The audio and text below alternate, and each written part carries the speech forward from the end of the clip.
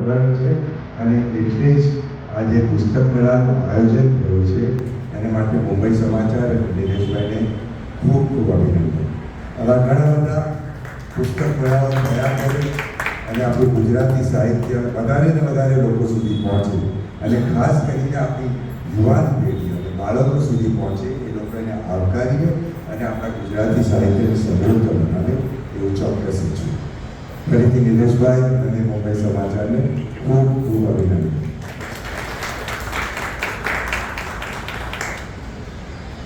મુંબઈ સમાચાર વતી મારા ખૂબ જ અંગત મિત્ર એવા આશુભાઈ બે શબ્દ વિકે છે અને આભાર વિધિ પણ આશુભાઈ મુંબઈ સમાચાર વતી કરશે કેમ કે પરિવારના જ એક ભાગ છે.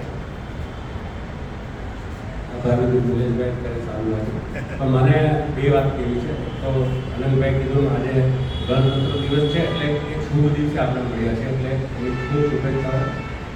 પુસ્તક મેળાઓ મુંબઈ સમાચાર જે શરૂ કર્યા હેમંતભાઈ પ્રકાશકો બધા અને મારા ખ્યાલથી પહેલા જ પુસ્તક મેળામાં કદાચ 2 કરોડ રૂપિયાના પુસ્તકો વેચાયા.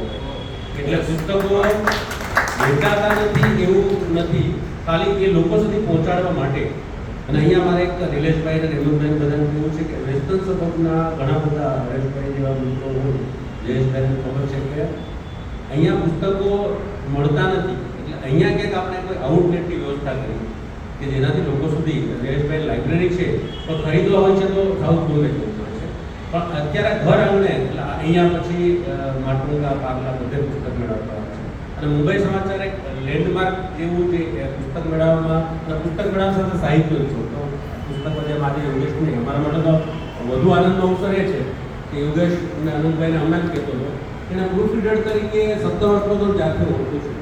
અને નિલેશભાઈએ કીધું અમે એક બિરાદરીને એટલે છે કે મેં પણ ક્રાઇમ જર્નલિઝમની શરૂઆત કરી, નિલેશભાઈ ક્રાઇમ રિપોર્ટિંગ કરી, યોગેશે ક્રાઇમ રિપોર્ટિંગની શરૂઆત કરી અને પ્રૂફ રીડરમાંથી ક્રાઇમ રિપોર્ટર અને પછી નવલકથાકાર બનવું ને એના માટે યોગેશ માટે પણ એક તાળી દઈએ આપણે.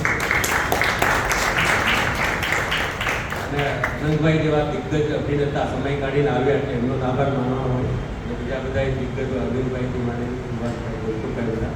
પણ આ પુસ્તક મેળો પણ મને ખાતરી છે કે અગાઉના સતીશભાઈ પણ છે અગાઉના પુસ્તક મેળાનો રેકોર્ડ બ્રેક કરી, કારણ કે ઘણા સમય પછી